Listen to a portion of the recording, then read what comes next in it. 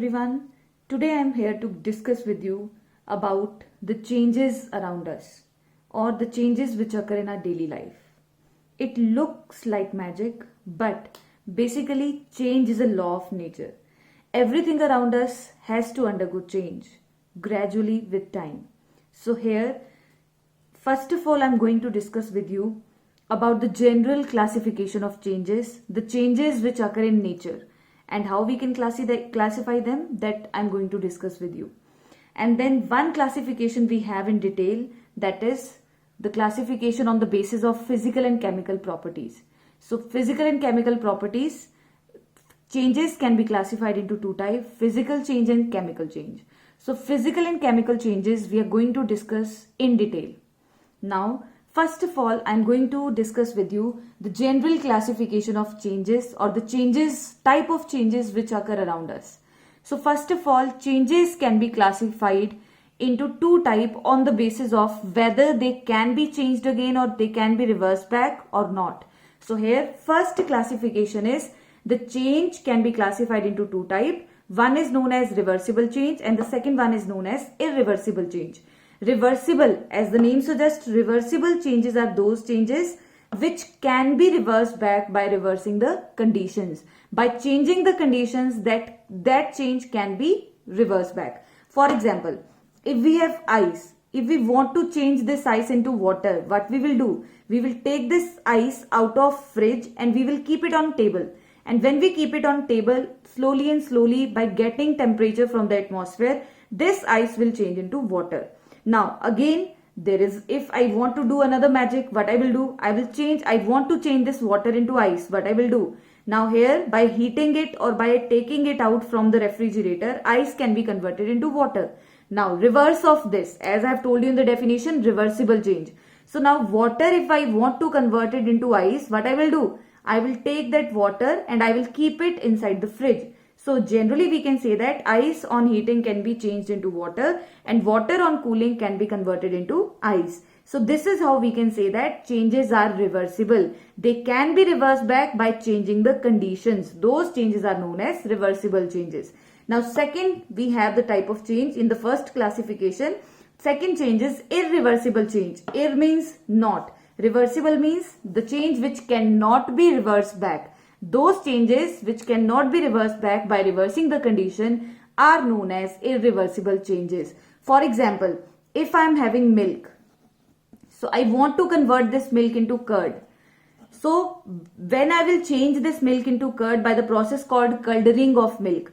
Curdling of milk is an example which cannot be reversed back by reversing the condition. So for example, if I am having curd, now I want to change this curd into milk. I cannot change this curd into milk because once the curd is formed, it cannot be reversed back by reversing the conditions. So thus we can say that curdling of milk is an irreversible change.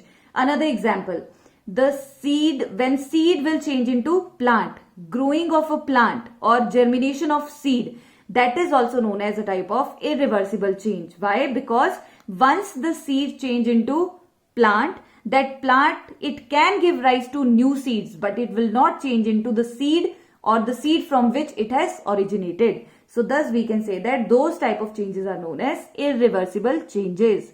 Now second classification we have, the classification or the changes can be classified into two types on the basis of whether the change repeats itself or it does not repeat itself. On the basis of that, changes can be classified into two types. Number one is known as periodic change and second is known as non-periodic change. So what is the meaning of periodic change? We have our periods every day in class. So for example, if today you people are having chemistry period in the morning at 8 o'clock. So next Monday, for example, today is Monday and you have at 8 o'clock you are having chemistry period. So next Monday again you will have chemistry period at 8 o'clock. So thus we can say that the change which occur after regular interval of time, those changes or that change is known as periodic change. For example, to and fro motion of pendulum.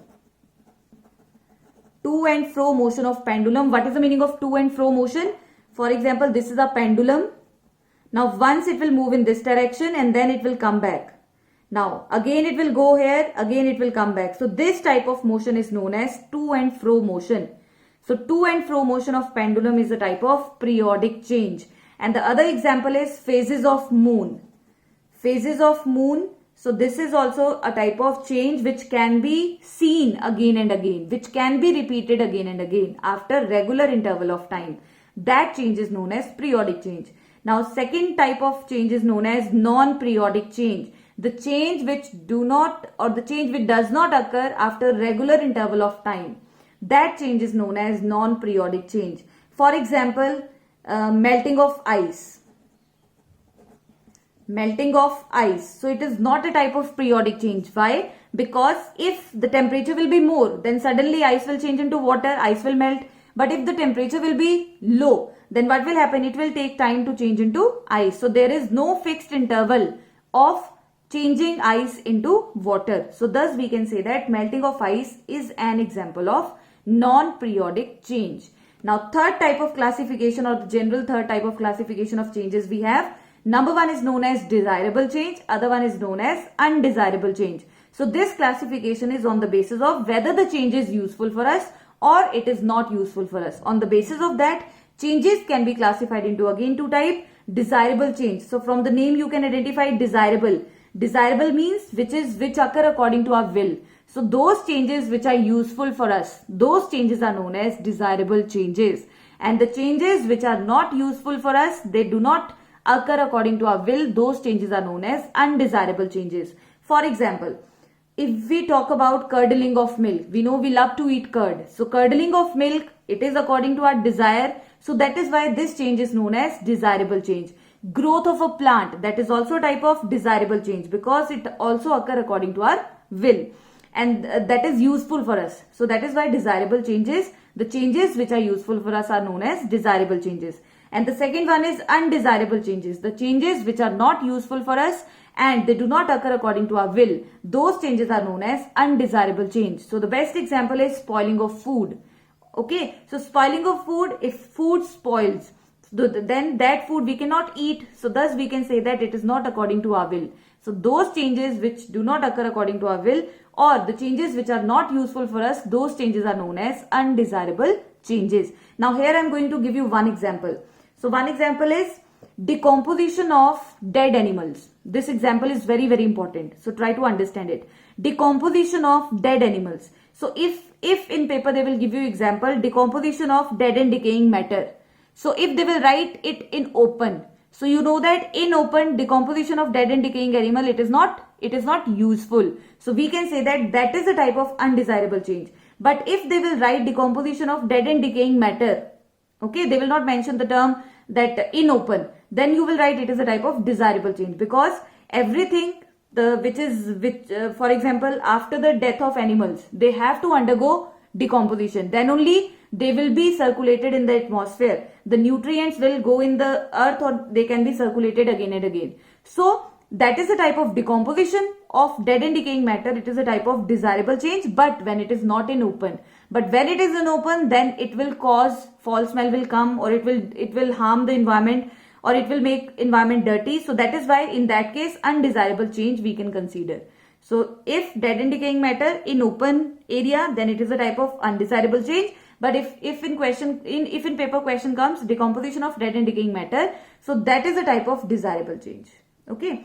So because that is also important, decomposition is an important change. But if it is occurring in open, then what it is creating? It is creating problem to the people, those who are living nearby that area. So in that case, that is a type of undesirable change. Spoiling of food is a type of undesirable change. Then rusting of iron, that is a type of undesirable change because iron is being destroyed. When on rusting, iron is being destroyed. So thus we can say that that is also a type of undesirable change.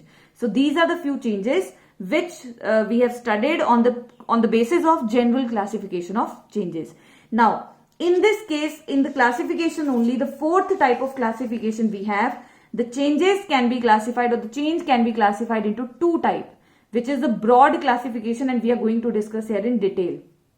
So changes can be classified into two types on the basis of its physical and chemical properties. So now on the basis of physical properties, for example, change in size, change in shape, change in color. So that we will consider under physical changes. And in the chemical property, if there is a change in chemical composition, if the molecules will change, if the number of atoms will change, that type of change is known as chemical change. So I will discuss here all the points how we can differentiate these changes, and then I will give you a few examples related to these changes. First of all, physical change. Physical change is a type of reversible change.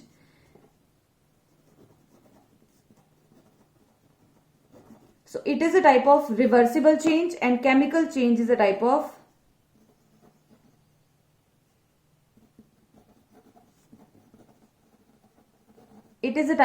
irreversible change. So physical change can be converted back into original form, but chemical change, once it is done, it cannot be reversed back into original position. Now second is, it is a type of temporary change, and it is a type of permanent change. For example, ice when changed into water, so it is a type of physical change. Now milk when changed into curd, it is a type of chemical change. So it is permanent. Once the curd is formed, it cannot be converted back into, we cannot convert it back into milk. But if ice will change into water, we can convert this water again into ice. So it is a type of temporary change. It is a type of reversible change. It is chemical change is a type of irreversible change. Once the curd is formed, it cannot be converted back into milk. So it is a type of permanent change. Now third point we have, in case of physical change, no new substance is formed. But in case of chemical change, a new substance is formed. So how we can say that a new substance is formed? Here we can say that ice is having formula H2O. Water is also having formula H2O. So we can say that there is no formation of new substance. But in case of chemical change, new substance is formed. How? In case of milk contain lactose sugar. What it contain? It contain lactose sugar. But in case of curd contain lactic acid. So sugar will change into acid. Sugar generally they are sweet in taste. Acids generally they are sour in taste. So thus we can say that when lactose convert into lactic acid again cannot be converted back into lactose. So we can say that lactic acid, a new substance is formed which is having different formula as that of the reactant. So thus we can say that new substances are formed during the chemical change. Now fourth point is, whenever there is a change, physical change occur, there is no change in mass of the substance. No change in mass of the substance. There is no change in mass of the substance. The mass of the substance remains same. But in case of chemical change, whenever chemical change occurs, the mass of the substance increases. How? I will give you one example. If I am writing, for example, here also I will give you the example of physical change. How there is no change in mass. For example, if I am taking 5 gram of ice, when I will change this ice into water, I will get 5 gram of water. So the mass of the substance before and after the change will remain same. Now here, if I am taking iron, fresh iron, I am keeping it in open in the presence of oxygen and in the presence of water, it will change into Fe2O3.XH2O. Now this is known as rusted iron. So rusted iron, first of all, iron, for example, if it is before the reaction, I have taken it, the mass is equal to 5 gram. After the reaction, I will see there is addition of oxygen and water. So the mass of iron nail will change to 8 gram. So thus we can say that during the chemical change, the mass of the reactant will change. It will increase or it will decrease. So thus we can say that these are the various differences between physical and chemical changes. On the basis of these differences, easily we can differentiate these changes. So now again I am repeating, physical change is a reversible change, chemical change is irreversible change. Physical change is temporary change, it can be converted back or it is only for a short span of time, and chemical change is a permanent change, but once it is done, it cannot be reversed back. Now third point is, in case of physical change, there is no formation of new substance, but in case of chemical change, always there is a formation of new substance. Fourth point, in case of physical change, no change in mass after the reaction. So before and after the change, the mass of the substance will remain same. But in case of chemical change, before and after the reaction, the mass of the substance will change. Either it will increase or it will decrease. So these are the differences which you have to keep in mind. It is important. And then in the end, example already I have discussed, melting of ice. This is an example of physical change. Here you can write rusting of iron is an example of chemical change. Hope it is clear to you. Now next I am going to discuss with you in detail about the physical changes. So already I have told you, physical changes are the changes which are due to the physical properties. So if there is a change in the physical property of a substance, that change is known as physical change. So physical property, you know, how we see that substance, how it look like, what is the color, what is the state. All these are considered as physical properties. We are not going to discuss in detail, or we are not going to discuss how that substances are made up of, because that we are going to discuss, that part we are going to discuss in chemical changes. So now here, physical changes, they are having certain examples are there. Number one is glowing of a bulb. So whenever we glow a bulb, it is a type of physical change. How it is a type of physical change? Because it can be reversed back by reversing the condition. By switching off the button, bulb, the glowing bulb, the light of the bulb will vanishes.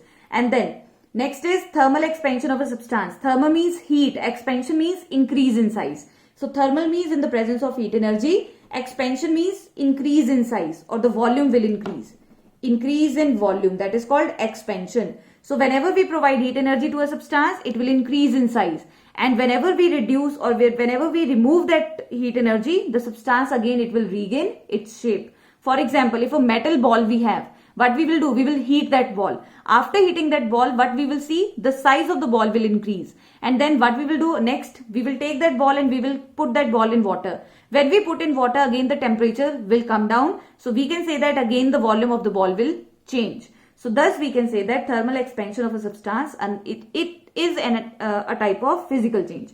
Now next we have changes in state of matter. For example, ice will change into water. Water will change into water vapor. Again water vapor will change into water, and again it will change into ice. So these are the changes which can be converted back again and again, which can be reversed back again and again. So these changes are known as physical changes. Next we have sublimation. We know that what is sublimation? When a solid substance directly changes to gas.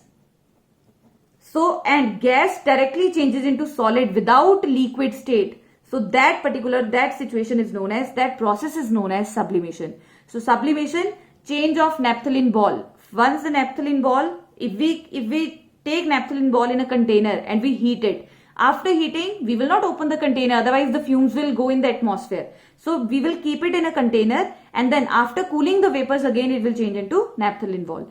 And another example, you can take the example of ammonium chloride. Ammonium chloride, if we cover it from the top and we will heat it, it will change into white fumes. Again by cooling the fumes, again it will change into solid ammonium chloride. So thus that is a type of sublimation, or we can say it can be reversed again and again, it can be regained again and again. So that type of change is known as physical change. Last we have dissolving of a substance into a liquid. For example, if I am having a glass of water, I am dissolving salt in it.